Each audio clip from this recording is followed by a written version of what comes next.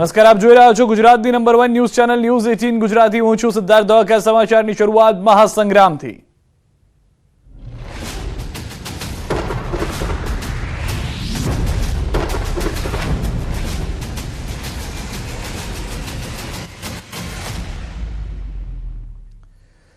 પાટીદારો પર કરેલી ટિપ્પણીના વિવાદને લઈને કાજલ હિન્દુસ્તાનીની સ્પષ્ટતા। લોકોને ભ્રમિત કરવા વિડીયો એડિટ કરાયો। વિડીયો વાયરલ કરવા મુદ્દે कांग्रेस पर ताक्यु निशान। कांग्रेसना नेताओए षड्यंत्र रच्यानो आरोप। मने लव जिहाद मुद्दे कहेवामां आव्युं हतुं। 11 मास अगाऊ सूरतनी सभानो विडियो छे। चूंटणीने कारणे राजकीय लाभ खाटवानो प्रयास।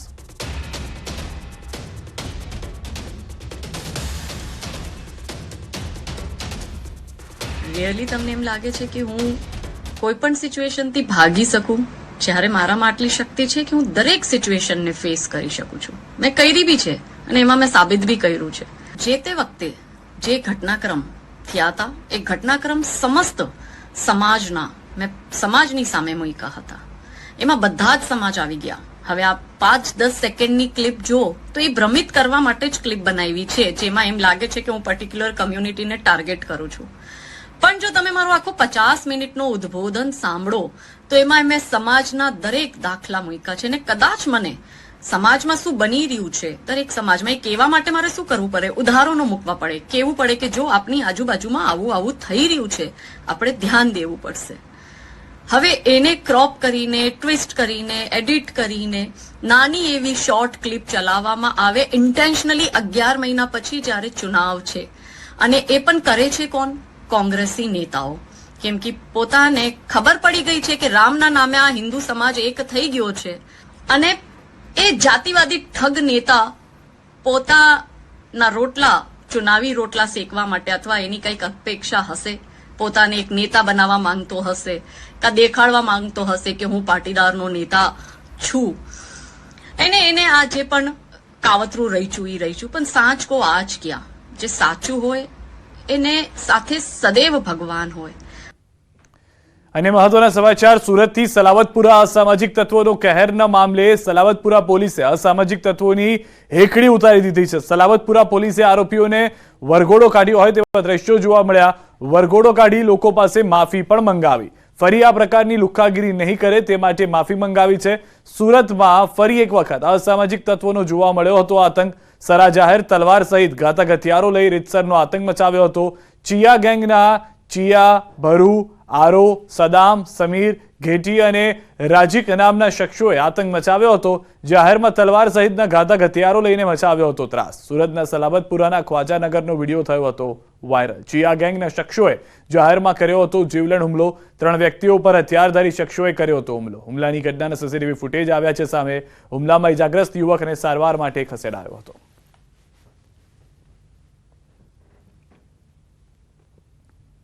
આ 4 વ્યક્તિઓએ શેખ અસલમ નામના વ્યક્તિને ધોકા અને બીજા ઘાતક હથિયારો વડે માર માર્યો હતો, જેના અનુસંધાને પોલીસે આ 4માંથી 2 વ્યક્તિઓની ધરપકડ કરી છે। 2 વ્યક્તિઓની ધરપકડ માટે પોલીસ અત્યારે તેઓને શોધી રહેલ છે। આ બનાવમાં હકીકત એ મુજબ હતી કે જ્યારે ફરિયાદી મસ્જિદમાંથી નમાઝ પઢીને જે રમજાનનો સમય અત્યારે ચાલી રહ્યો છે ત્યારે તેઓ રોજા માટેના સામાન લઈ અને જતો હતો અને મસ્જિદમાંથી નમાઝ પઢીને બહાર આવ્યા હતા। સુરતની સમાચાર। પાંડેસરામાં શંકાસ્પદ અખાદ્ય પનીરનો જથ્થો ઝડપાયો છે। એક ટેમ્પામાંથી 230 કિલો પનીર કબજે લેવાયું છે। વલસાડથી લાવવામાં આવ્યું હતું પનીર। સપ્લાય કરતા સમયે જે ફૂડ વિભાગે કર્યા દરોડા। હોટેલ રેસ્ટોરન્ટમાં વેચાતો હતો પનીરનો જથ્થો। આરોગ્ય અને ફૂડ વિભાગે સમગ્ર મામલે વધુ કાર્યવાહી હાથ ધરી।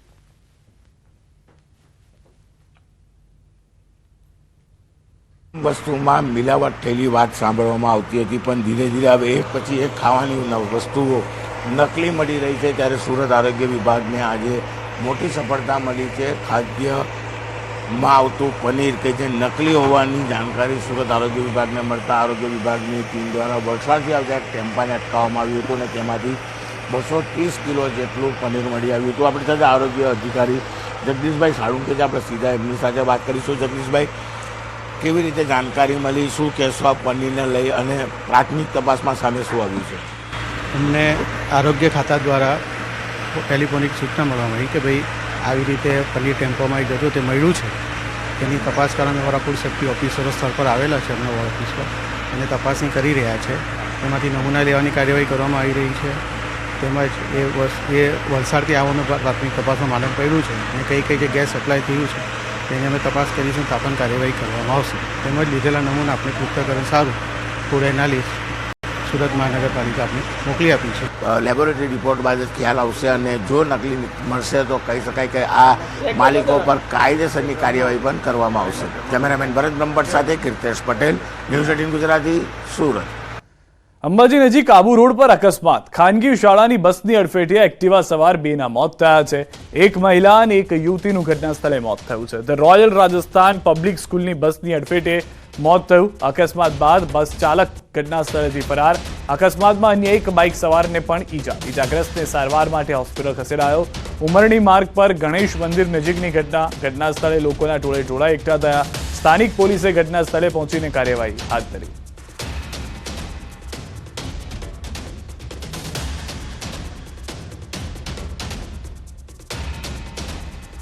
દ્રશ્યોમાં પણ આપ જોઈ રહ્યા છો ખાનગી શાળાની બસને અડફેટેને કારણે શું પરિસ્થિતિ થઈ હતી. એક મહિલા અને એક યુવતીનું ઘટના સ્થળે મોત થયું. આસપાસથી રહીશો પણ આવી ગયા હતા. હાલમાં અંબાજી નજીક આબુ રોડ પર આ અકસ્માતના સમાચાર મળી રહ્યા છે. વડોદરામાં રંજનબેન ભટ્ટ વિરુદ્ધ પોસ્ટર મામલો. યુથ કોંગ્રેસના કાર્યકારી પ્રમુખ હેરી ઓડની અટકાયત કરવામાં આવી છે. હેરી ઓડના પરિવારના સભ્યો વારસિયા પોલીસ સ્ટેશન પહોંચ્યા છે. પોલીસ સ્ટેશન પર પરિવારજનોએ હોબાળો કર્યો છે. યુથ કોંગ્રેસના કાર્યકરો પણ પોલીસ સ્ટેશન પહોંચ્યા છે. હાલમાં જે જાણકારી છે તે પ્રમાણે પોસ્ટર વોરમાં હેરી ઓડની ઓળખ કરી અને તેઓની ધરપકડ કરવામાં આવી છે. પરિવારજનો અને યુથ કોંગ્રેસના કાર્યકર્તાઓને જ્યારે ખ્યાલ આવ્યો આ વાતનો તો તુરંત તેઓ પોલીસ સ્ટેશન પહોંચ્યા છે, જ્યાં હોબાળો કરવામાં આવી રહ્યો છે. અનેક પોસ્ટર્સ રંજનબેન વિરુદ્ધ લગાવવામાં આવ્યા હોવાની જાણકારી મળી હતી.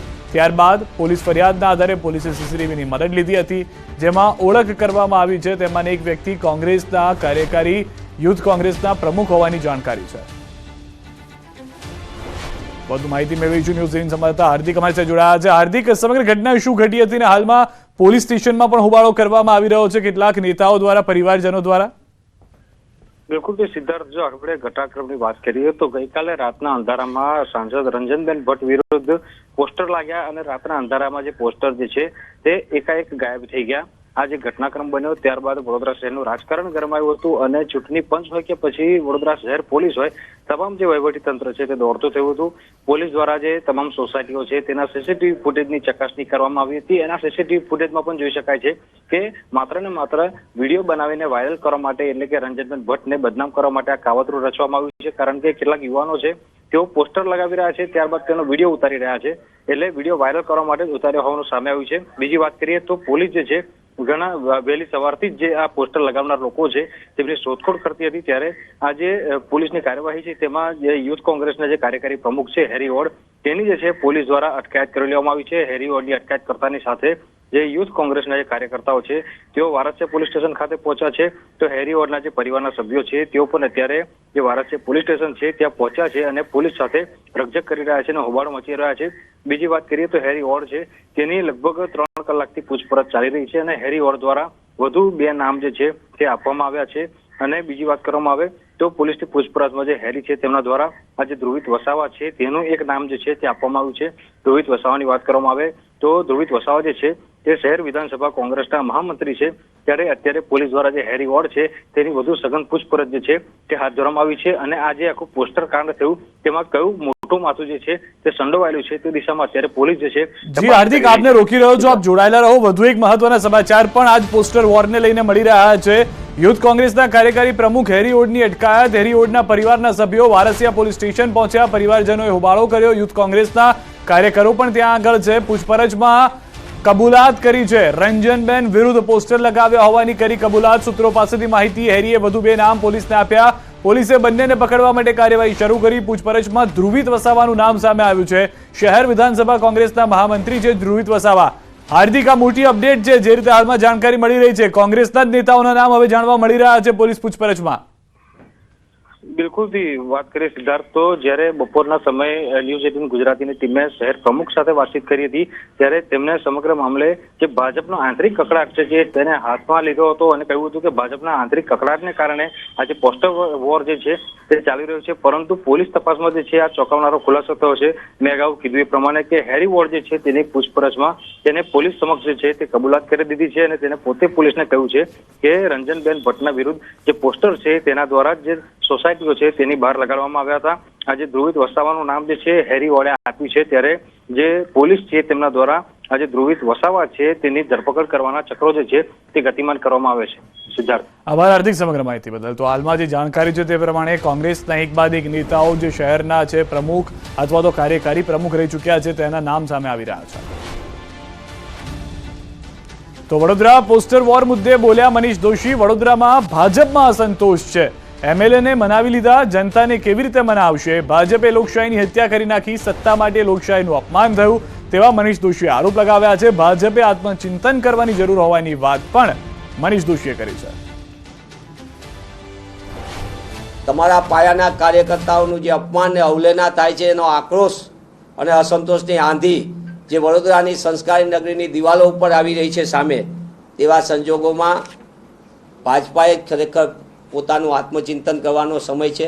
ધારાસભ્યને તો એન કેન પ્રકારે બંધમાં તમે મનાવી લીધા, ગોઠવણ કરી લીધી હશે, પણ હજારો કાર્યકર્તાઓની આશા અને અપેક્ષાઓની જે સતત અવહેલના થાય છે, પાયાના કાર્યકર્તાઓની અપમાન થાય છે અને તેઓ નિરાશા અને હતાશા ને આક્રોશ અનુભવી રહ્યા છે, તેને અંગે પણ ભાજપાના નેતાઓએ ક્યારેક વેલકમ પાર્ટી સિવાય પણ ક્યારેક પત્રકારો સાથે વાતચીત કરવી જોઈએ એવું મારું વ્યક્તિગત રીતે માનવું છે. આ તરફ મનીષ દોશીના જે પ્રહાર છે, પરંતુ પોલીસ તપાસમાં કંઈક અલગ જ ઘટના જોવા મળી રહી છે.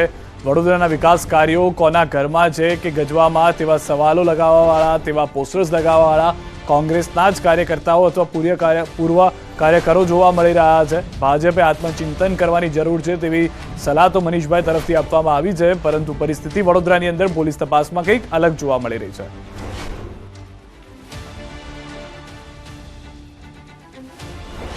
ઇલેક્ટોરલ બોન્ડ પર અમિત શાહનું મોટું નિવેદન. ન્યૂઝ 18ના રાઇઝિંગ ભારત કાર્યક્રમમાં આપ્યું ઇલેક્ટોરલ બોન્ડ પર નિવેદન. બોન્ડથી કાળું ધન સમાપ્ત થવા તરફ હતું. ઇન્ડી ગઠબંધન બોન્ડમાં વિરોધમાં હતા. બોન્ડ લાવીને પીએમ મોદીએ પારદર્શિતા લાવ્યા હોવાની વાત કરવામાં આવી છે.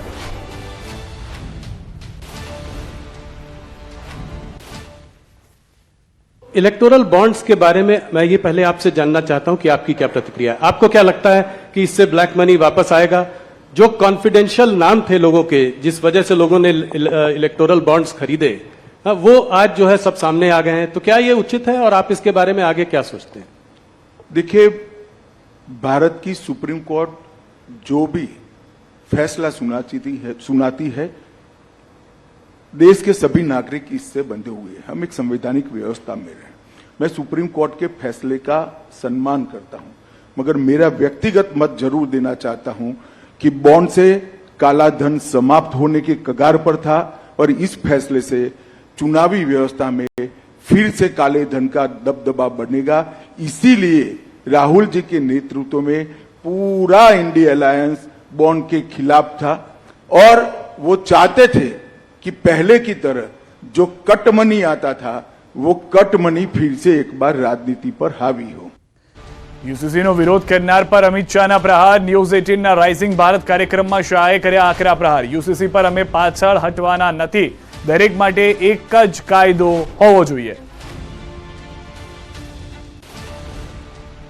एक यूनिफॉर्म सिविल कोड की भी बात हुई है और इसको आपने जो है उत्तराखंड के गवर्नमेंट के उसके माध्यम से शुरुआत भी की है.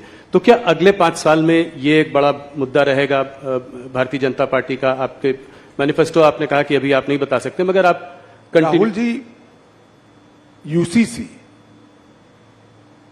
लोकभोग्य भाषा में कॉमन सिविल कोड, ये आज से हमारा मुद्दा नहीं है जी, 1950 से हमारा मुद्दा है. इसके लिए मेरी पार्टी ने आंदोलन किया है, जनसंघ था तब से करा है और हम इससे हट नहीं सकते हैं. हम मानते हैं कि पंथ निरपेक्ष देश में सभी के लिए एक कानून होना चाहिए, इसमें किसी से कोई मतभेद, और हम इस बात को जनता के सामने मुखरता के साथ रखेंगे. उत्तराखंड सरकार यूसीसी लेकर आई है. और इस यूसीसी पर इसकी अब सोशल, लीगल, जुडिशियल सभी प्रकार की स्क्रूटिनी होगी और उसके बाद में कोई एक कॉमन मत भी बनेगा देश का। परंतु यूसीसी भारतीय जनता पार्टी का देश की जनता को वादा है। हिंदू हो, मुस्लिम हो, सिख हो, ईसाई हो, बौद्ध हो, ये सभी ने एक कानून से जीना चाहिए। धार्मिक स्वतंत्रता में कोई दखल नहीं करनी चाहिए। लग्न की पद्धति क्या हो, अपने अपने धर्म के हिसाब से हो, परंतु कानून एक होना चाहिए। ये हमारे संविधान निर्माताओं ने तय की हुई बात है। ये कोई भारतीय जनता पार्टी का एजेंडा नहीं है। हमने यूसीसी को हमारे गाइडिंग प्रिंसिपल्स में एक्सेप्ट किया था, जिसको अंबेडकर जी, सरदार पटेल, जवाहरलाल जी, राजेंद्र बाबू सबने स्वीकारा था। ये सारे कांग्रेस के नेता थे जी, और सबने स्वीकारा था कि उचित समय पर देश के विधानमंडल और देश की संसद इस देश के अंदर यूनिफॉर्म सिविल कोड लेकर आएगी। एक आदर्श हमारे सामने रखा था, जो पूरी करने की दिशा में भारतीय जनता पार्टी की उत्तराखंड सरकार ने, हमारे मुख्यमंत्री धामी जी ने इसको आगे बढ़ाया। समाचारों में હવે નજર કરીએ ટોપ 3 ખબરો પર। ન્યૂઝ 18 રાઇસિંગ ભારતના મંચ પર યુસીસી અને સીએ પર અમિત શાહના વિપક્ષ પર પ્રહાર, મુદ્દાઓથી પીછેહટ ના કરી શકાય, રાહુલ ગાંધી પર ધ્રુવીકરણ કરવાનો લગાવ્યો આરોપ। વડોદરા પોસ્ટર વિવાદમાં સીસીટીવી સામે આવ્યા બાદ તપાસ, યુથ કોંગ્રેસના કાર્યકારી પ્રમુખ હેરી ઓડની અટકાયત। સુરતના પાંડેસરામાંથી ઝડપાયું 230 કિલો શંકાસ્પદ પનીર, આરોગ્ય વિભાગે શરૂ કરી તપાસ।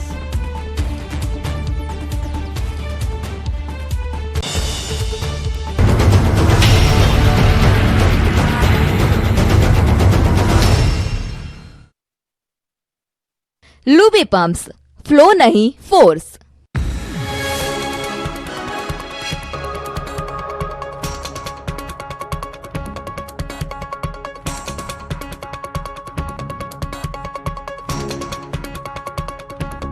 लूबी पंप्स, फ्लो नहीं फोर्स। मुथूट फाइनेंस। રાત્રે રાજીનામાનો પત્ર, સવારે નારાજગીનો સૂર અને બપોરે માની ગયા ઇનામદાર। આ ત્રણ દ્રશ્યોએ ગુજરાતના રાજકારણમાં હલચલ મચાવી હતી। વડોદરાના ગરમાયેલા રાજકારણને ઠંડુ પાડવામાં અને ડેમેજ કંટ્રોલ કરવામાં ભાજપ આખરે સફળ રહ્યું। સાવલીના ભાજપના ધારાસભ્ય કેતન ઇનામદારે મેલથી વિધાનસભાના અધ્યક્ષને રાજીનામું આપી દીધું હતું। ત્યારબાદ દિવસભર રાજકીય માહોલ ગરમાયેલો રહ્યો। કેતન ઇનામદારને મનાવવા માટે ભાજપે એડી ચોટીનું જોર લગાવ્યું। કલાકો સુધી મનામણાનો દોર ચાલુ રહ્યો અને આખરે સીઆર પાટીલની મુલાકાત બાદ ઇનામદાર માની ગયા, રાજીનામું પરત ખેંચી લીધું। આ સાથે જ સવારથી ચાલી રહેલા નાટકીય ઘટનાક્રમનો અંત આવ્યો અને ઘીના ઠામમાં ઘી પડી રહ્યું। ત્યારબાદ કેતન ઇનામદારે કહ્યું કે ગઈકાલે રાત્રે 1:30 વાગે મેં વિધાનસભા અધ્યક્ષને રાજીનામું ઈમેલ દ્વારા આપ્યું હતું। મેં લખ્યું હતું કે મારા અંતરાત્માના અવાજને માન આપીને રાજીનામું આપું છું। રાજીનામાની જાણ થતાં આગેવાનો દ્વારા પૂછવામાં આવ્યું કે શું વાત છે। મેં પ્રદેશ અધ્યક્ષ સીઆર પાટીલ અને હર્ષ સંઘવી સાથે બેસીને ચર્ચા કરી। મેં મારી વેદના તેમને કહી। તેમના દ્વારા કહેવામાં આવ્યું કે તમને અને પ્રત્યેક કાર્યકર્તાને સંતોષ થાય તેવું જ સરકાર અને સંગઠન દ્વારા કરવામાં આવશે। પ્રત્યેક પાર્ટીના જૂના કાર્યકર્તાના માન સન્માન માટેની આ વાત હતી। મેં બધી જ વાત મારા પ્રદેશ અધ્યક્ષ સીઆર પાટીલ સાહેબને, સંગઠન મહામંત્રી અમારા રત્નાકરજીને અને પ્રભારી મંત્રીશ્રીને મેં બધી જ વાત કરી છે। મને સંતોષ થાય એવી રીતે એમને મારી વાતનું સોલ્યુશન લઈ આપ્યું છે। દર વખતે થાય છે એમ આ વખતની ચૂંટણીમાં પણ કોંગ્રેસ એક સાંધે ત્યાં 13 તૂટે જેવી સ્થિતિનો સામનો કરી રહી છે। કોંગ્રેસમાં 40 વર્ષ સુધી કામ કર્યા બાદ રાજકુમાર ગુપ્તાએ નાદુરસ્ત તબિયતના કારણે રાજીનામું આપ્યા બાદ તેમના દીકરા રોહન ગુપ્તાએ પણ બહુ મોટો નિર્ણય લીધો છે। રોહન ગુપ્તા કે જેમને કોંગ્રેસ તરફથી અમદાવાદ પૂર્વની બેઠક માટે ટિકિટ આપવામાં આવી હતી, તેઓએ હવે પિતાની નાદુરસ્ત તબિયતનું કારણ રજૂ કરીને ચૂંટણી નહીં લડવાનો નિર્ણય લીધો છે। ભાજપ તરફથી આ બેઠક પર હસમુખ પટેલને ઉતારવામાં આવ્યા છે। રોહન ગુપ્તાએ તેમના પિતા દ્વારા કોંગ્રેસમાંથી રાજીનામું લેવાનો નિર્ણય કરવામાં આવ્યો તે પછી શક્તિસિંહ ગોહિલને લખેલા પત્રમાં જણાવ્યું છે કે મારા પિતાની અત્યંત ખતરેલી સ્વાસ્થ્ય પરિસ્થિતિના કારણે હું અમદાવાદ પૂર્વ બેઠક પરથી કોંગ્રેસના ઉમેદવાર તરીકે મારું નામ પાછું ખેંચું છું। જો કે કોંગ્રેસમાંથી ચૂંટણી ન લડવા પર રોહન ગુપ્તાએ એટલો મોટો ખુલાસો કર્યો। તેઓએ એ પણ કહ્યું કે ઘણા લોકો ઈચ્છતા હતા કે હું ચૂંટણી ન લડું। કોંગ્રેસ નેતા પર રોહન ગુપ્તાએ આકરા પ્રહાર કરતા કહ્યું કે પપ્પાને ઘણા રાજકીય મિત્રો ભડકાવતા। એક કહેવાતા કોંગી નેતાએ ગદ્દારના મેસેજ કર્યા હોવાના આક્ષેપ પણ રોહન ગુપ્તાએ કર્યા। આ તરફ રોહન ગુપ્તાએ અમદાવાદ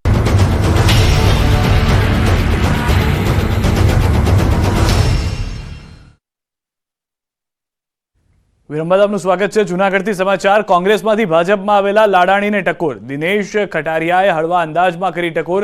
અરવિંદભાઈ, હવે ભાજપ કહે એમ કરવાનું. વંથલી ખાતે ભાજપના જાહેર કાર્યક્રમમાં કરી ટકોર. પોરબંદર લોકસભા સીટ અંતર્ગત વંથલીનો મત ક્ષેત્રનો થાય છે સમાવેશ. આજે વંથલીમાં કાર્યકર્તા સંમેલનનું હતું આયોજન. ભાજપના નેતા દિનેશ કટારિયાએ મતદારોને ઉદ્દેશીને અરવિંદ લાડાણીને કરી ટકોર. પછી કામ ભાજપ કેમ કરવાનું, એટલે અરવિંદભાઈ સાથે ટકોરે કરી ભાજપ કેમ કરવાનું. રેડી ને કરવાનું બધા. આ તરફ ભરૂચથી સમાચાર. છોટાઉદેપુરમાં પાટીલે ટાર્ગેટ વધારી દીધો છે. 5 લાખના બદલે 6 લાખ મતની લીડથી જીતવાનો ટાર્ગેટ આપ્યો છે. જાહેર મંચ પરથી કાર્યકરોને કર્યું આહવાન. કેટલાક લોકો અહીં બહુ કૂદકા મારે છે. કૂદકા મારનારને શાંત પાડવાના છે. ભરૂચ છોટાઉદેપુરમાં 5 નહીં 6 લાખનો ટાર્ગેટ તેવું પાટીલે નિવેદન આપ્યું છે.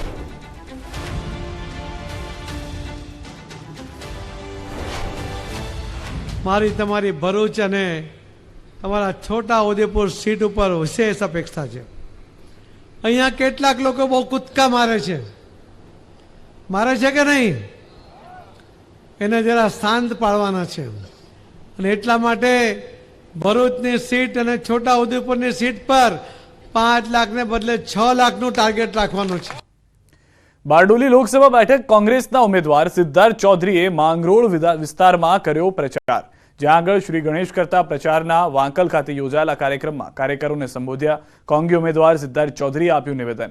આ એક અઘરી પરીક્ષા છે અને મને પક્ષે ટિકિટ આપી છે, પણ મને કાર્યકરો પર વિશ્વાસ છે. આ અઘરી પરીક્ષા પાસ કરીશું. સુરત જિલ્લા કોંગ્રેસ સમિતિના પ્રમુખ સહિત વિવિધ હોદ્દેદારો હાજર રહ્યા. મને કોંગ્રેસના કાર્યકર્તાઓ ઉપર સંપૂર્ણ વિશ્વાસ છે. પરીક્ષા અઘરી છે પરંતુ અશક્ય નથી. સમગ્ર લોકસભામાં જેટલા તાલુકામાં અમે અત્યાર સુધી મિટિંગો કરી, જે વિસ્તારમાં પ્રવાસ કર્યો, એ તમામ વિસ્તારોમાં ખૂબ જ સારો પ્રતિભાવ અમને મળ્યો છે. લોકસભાની ચૂંટણીઓ જાહેર થતાની સાથે જ રાજ્ય પોલીસ વિભાગ એક્શનમાં આવી ગયું છે. ગુજરાત પોલીસ હાલ ચૂંટણીને લઈને સમગ્ર ગુજરાતમાં સતર્ક દેખાઈ રહી છે. ગુજરાતમાં ચૂંટણી દરમિયાન રૂપિયાની કે દારૂની હેરાફેરી ન થાય તે માટે અંબાજીમાં રાજસ્થાન બોર્ડર પર પોલીસ ચેકિંગ હાથ ધરવામાં આવ્યું છે. હાલ તબક્કે પોલીસ જવાનો રાઉન્ડ ધી ક્લોક 24 કલાક પોતાની ફરજ બજાવી રહ્યા છે. બનાસકાંઠા જિલ્લામાં પ્રવેશતી તમામ ચેકપોસ્ટો પર સઘન ચેકિંગ કરવું, સઘન ફૂલ માણસો ગોઠવવા તથા 24 કલાક ચેકિંગ ચાલુ રાખવું. ચૂંટણીના અનુસંધાનમાં હાલમાં આપણી ચેકપોસ્ટ છે કાયમી ચાલુ જ છે, પણ ચૂંટણીના અનુસંધાનમાં તો સ્ટાફ પણ વધારવામાં આવ્યો છે, તો PSI પણ મૂકવામાં આવેલ છે અને તમામ પ્રકારના ચેકિંગ કરવામાં આવે છે, જેમાં કોઈપણ પ્રકારનું બહારથી લીકર યા તો 50,000થી વધુ કેશ યા તો કોઈ NDPSને લગતો યા તો કોઈ પણ એવું ગુનેગારની લગતી પ્રવૃત્તિ થાય એવા કોઈ અંદર પ્રવેશના, એના માટે 24 કલાક હથિયારધારી પોલીસ, હોમગાર્ડ, PSI તમામ માણસો ફાળવવામાં આવેલ છે. હાલ તબક્કે જે રીતે લોકસભાની ચૂંટણીઓ આવી રહી છે અને ચૂંટણીને લઈને જ્યારે પોલીસ તંત્ર સતર્ક બન્યું છે ત્યારે ચોક્કસપણે બતાવવા માંગીશું કે ગુજરાત રાજસ્થાનની બોર્ડર છે એ બોર્ડર ઉપર પણ સઘન પોલીસ તપાસ હાથ ધરી રહી છે. રાજસ્થાન તરફથી જે વાહનો આવી રહ્યા છે એ વાહનોને તપાસ કરવામાં આવી રહી છે કે દાખલા તરીકે કોઈ NDPS હોય કે દારૂ છે કે અન્ય કોઈ પણ વસ્તુ જે લઈ નથી જઈ રહ્યા અને તે બાબતેની સંપૂર્ણ તપાસ કરવામાં આવી રહી છે. જ્યાર સુધી હાલ તબક્કે અમે અહીં ઊભા છીએ અત્યાર સુધીની કોઈપણ જાતની ઘટના કે કોઈપણ જાતની એવી વસ્તુ પકડી પાડવામાં આવેલ નથી કે જેથી કોઈને ગુનો દાખલ કરી શકે. તેમ છતાં પોલીસ જે છે હથિયારધારી પોલીસ સાથે અન્ય હોમગાર્ડ જવાનો પણ અહીંયા તૈનાત કરવામાં આવે છે. મહેન્દ્ર અગ્રવાલ, ન્યૂઝ 18 ગુજરાતી, અંબાજી. રાધનપુર તાલુકાના 3 ગામોએ રોડ નહીં તો વોટ નહીંના બેનરો સાથે ચૂંટણી બહિષ્કારનો બેનર લગાવ્યા. મહત્વનું એ પણ છે કે રાધનપુર તાલુકા ભાજપ પક્ષ પ્રમુખના ગામમાં ચૂંટણી બહિષ્કારના બેનરો સાથે વિરોધ નોંધાવવામાં આવ્યો. એટલું જ નહીં પણ કોઈ પણ રાજકીય પક્ષ ગામમાં પ્રચાર કરવા આવશે તો તેમનું અપમાન કરાશેના સૂર પણ આ વિરોધમાં ઉઠ્યા છે, જે બાદ રાજકીય ગરમાવો જોવા મળી રહ્યો છે. રાધનપુર તાલુકાના નજુપુરા, શેરગઢ અને શબદપુરા ગામના ગ્રામજનોએ ચૂંટણી બહિષ્કારની વાત કરી છે. ગામ નજુપુરા સબદલપુરાથી કરી અને નજુપુરા સુધીનો રોડ છેલ્લા 22 વર્ષથી તૂટલ છે અને 2017ના પૂર પછી બહુ ભયંકર રીતે તૂટલ છે અને કોઈ પણ જગ્યા એવી નથી કે તૂટલ ના હોય. અને જ્યારે રિપેર કરવા આવે છે ત્યારે ખાલી ડામર નાખી અને જતું રહેવાનું, કોઈ રોલર બોલર ફેરવવું નહીં, એવી રીતનો રિપેર કરવામાં આવે છે.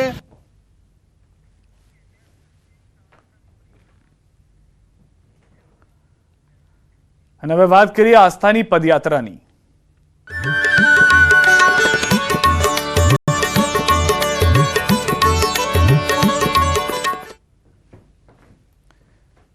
ડાકોરમાં ફાગોત્સવનો પ્રારંભ થયો છે. એકાદશીના દિવસથી ભક્તોનું ઘોડાપુર ઉમટ્યું છે. ફાગોત્સવ દરમિયાન રાજાધિરાજના દરબારમાં લાખો ભાવિક ભક્તો આવશે. તેમાંય ફાગણી પૂનમના લોકમેળામાં લાખો શ્રદ્ધાળુઓ ગુજરાતભરમાંથી ઉમટશે અને ડાકોર તરફના માર્ગો જય રણછોડ માખણચોરના નાદથી ગુંજી ઉઠશે. સાંજે ઉથાપન આરતી બાદ ભગવાનની પરંપરાગત રીતે શોભાયાત્રા નગરના રાજમાર્ગો પર ફરશે અને ભક્તો અબીલ ગુલાલના છોડો ઉડાડી આ ઉત્સવના વધામણા કરશે. સમગ્ર ઉત્સવને લઈ મંદિરને રોશનીથી શણગારવામાં આવ્યું છે. આ ઉત્સવ દરમિયાન વહીવટીતંત્ર અને પોલીસ તંત્ર દ્વારા તૈયારીઓ કરી દેવામાં આવી છે. ખૂબ મોટી સંખ્યામાં ભાવિક ભક્તો રણછોડજીના દર્શન માટે આવતા હોય છે. હોળીનો ઉત્સવ એવો હોય છે કે પોતે બધા રંગે રંગાઈ અને ભગવાન સાથે હોળી ખેલવા માટે દૂર દૂરથી લોકો પગપાળા પણ આવતા હોય છે. ત્યારે એ ભક્તોને આવકારવા માટે રણછોડજી મંદિર એટલે કે ડાકોર ટેમ્પલ કમિટી અને સેવક ભાઈઓ ઘણા વખતથી આની તડામાર તૈયારીઓ કરી રહ્યા છે. દૂર દૂરથી પગપાળા આવતા ભક્તો દર્શનથી વંચિત ન રહે તે માટે ટેમ્પલ કમિટી દ્વારા પદયાત્રી માર્ગો પર LED લગાવી ભક્તોને દર્શન કરાવવામાં આવશે. મંદિર પ્રશાસન તરફથી 3 લાખ લાડુ પ્રસાદી બનાવવામાં આવી છે. ઉત્સવને લઈને મંદિરના દર્શનના સમયમાં પણ ફેરફાર કરાયો છે, જેમાં ફાગણ સુદ તેરસ એટલે કે 23 માર્ચે સવારે 6 કલાકે મંગળા આરતી થશે. વૈષ્ણવો માટે બધી સુવિધાઓ ઉપલબ્ધ કરવામાં આવી છે, જે પૈકી LED વોલથી પણ દર્શન વૈષ્ણવો કરી શકશે. એ માટે 4 જગ્યાએ LED વોલ અને એક પ્રોજેક્ટર દ્વારા દૂરથી દર્શન થઈ શકે એ માટેની વ્યવસ્થા પણ ડાકોર ટેમ્પલ કમિટીએ કરેલી છે. શ્રી રણછોડરાયજી મહારાજને ત્યાં હોળીની આ ઉત્સવ ખૂબ જ ધામધૂમથી ઉજવાય છે અને આજના એકાદશીના દિવસથી ફુલ્લોર સુધીના આ 5-7 દિવસની અંદર શ્રીજી મહારાજને ત્યાં દર ભોગે અબીલ ગુલાલ દ્વારા ભગવાનને ખેલાવવામાં આવે છે અને ભક્તોને પણ એનો લાભ અને આનંદ મળે છે. સમાચારોમાં અત્યારે બસ આટલું જ, પરંતુ તે પહેલા નજર કરીએ ટોપ 3 ખબરો પર. ન્યૂઝ 18 રાઇઝિંગ ભારતના મંચ પર યુસીસી અને સીએ પર અમિત શાહના વિપક્ષ પર પ્રહાર. મુદ્દાઓથી પીછેહટ ન કરી શકાય. રાહુલ ગાંધી પર ધ્રુવીકરણ કરવાનો લગાવ્યો આરોપ. વડોદરા પોસ્ટર વિવાદમાં સીસીટીવી સામે આવ્યા બાદ તપાસ. યુથ કોંગ્રેસના કાર્યકારી પ્રમુખ હેરી ઓડની અટકાયત. સુરતના પાંડેસરામાંથી ઝડપાયું 230 કિલો શંકાસ્પદ પનીર. આરોગ્ય વિભાગે શરૂ કરી તપાસ.